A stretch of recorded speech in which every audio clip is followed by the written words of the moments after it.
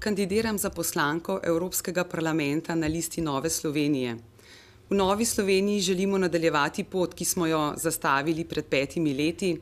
Z dosedanjim delom smo dokazali, da smo blizu ljudem, kar želimo biti tudi v prihodnosti. Na podlagi vašega zaupanja sta poslanca člana Nove Slovenije v preteklem mandatu odgovorno zastopala Slovenijo. Vaš glas je bil slišan in prepoznan kot pomemben. Ker sem predsedovala ministrom za visoko šolstvo, znanost in tehnologijo v času predsedovanja naše države Svetu Evropske unije, vem, da se teme, kot so gospodarska kriza, raba energije, varna prehrana in socialna politika, ne obravnavajo samo v evropskih institucijah in na oddaljenih sestankih. Brezposelnost, energetska kriza in klimatske spremembe se dogajajo tukaj in zdaj, v Sloveniji, v vašem kraju in v mojem mestu. Potreben je takojšen odziv in ukrepanje. Brezbrižnost in tiščanje glave v pesek pa je lastnost tistih, ki jim ni mar za ljudi okoli sebe in sama ne štejem med take. Seveda enostavnega recepta, kako povečati rast, ki bo dvignila gospodarstvo iz pričujoče krize, gotovo ni. Skladni ukrepi, ki jih morajo izvajati vse članice Evropske unije, so eden izmed ključev za rešitev. V gospodarski krizi so najbolj na udaru majhna in srednje velika podjetja, ki so gonilna sila gospodarskega razvoja. S pomočjo trdnega bančnega sistema in boljšo plačilno disciplino moramo napeti vse sile, da se njihov položaj ne poslabša. S tem bo upadlo naraščanje brezposelnosti in kriza socialnega sistema.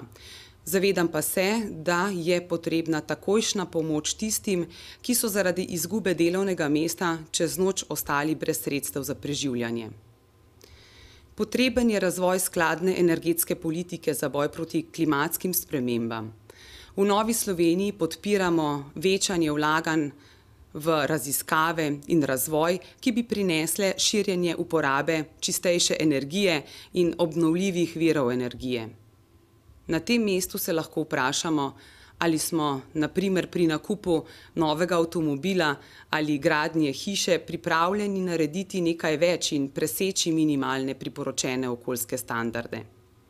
Tovrstna tehnologija seveda ni poceni in investicije se ne povrnejo čez noč. Zato morata Evropska unija in naša država s svojimi programi spodbujati, da se odločamo za energetsko varčnejše materiale in naprave. Ohranitev okolja zanamcem je gotovo cilj, za katerega se moramo in za katerega se je vredno truditi. Med okoljska vprašanja spada tudi vprašanje zdrave prehrane. Željo po zdravi prehrani smo tako potrošniki vedno bolj zahtevni do proizvajalcev in prodajalcev hrane. Kaj vsebujejo določeni proizvodi, kako obravnavati gensko spremenjene organizme, pesticidi, varstvo podeželske krajine in proizvajalcev so vprašanja, s katerimi se je potrebno ukvarjati na ravni cele Evrope. Skupni trg je namreč prinesel prost pretok proizvodov, ki nam po eni strani omogoča, da lahko že februarja jemo jagode iz Andaluzije ali pa paradižnik iz Nizozemske. Poenoteni skupni standardi so zato izrednega pomena, saj lahko tovrstni proizvodi pomembno vplivajo na naše zdravje.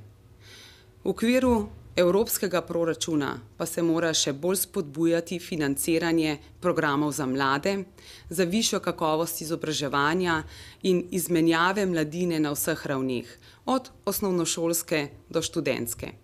To prinaša novo znanje in nove izkušnje. Kaj lahko Evropa stori za nas?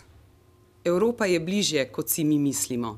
Zato je še kako pomembno, da predstavniki Slovenije budno spremljamo dogajanje že v prvi fazi in opozarjamo na narodne interese in posebnosti.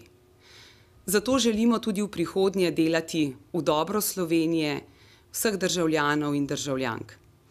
Evropski parlament je edino telo Evropske unije, v katerega volivci neposredno volimo svoje predstavnike. Zato je še toliko pomembneje, da se v nedeljo, 7. junija, udeležimo volitev in oddamo svoj glas. Tako bomo pokazali, da nam ni vseeno. Predstavniki Nove Slovenije pod številko 1 hočemo delati v Evropi za uspešno in močno Slovenijo.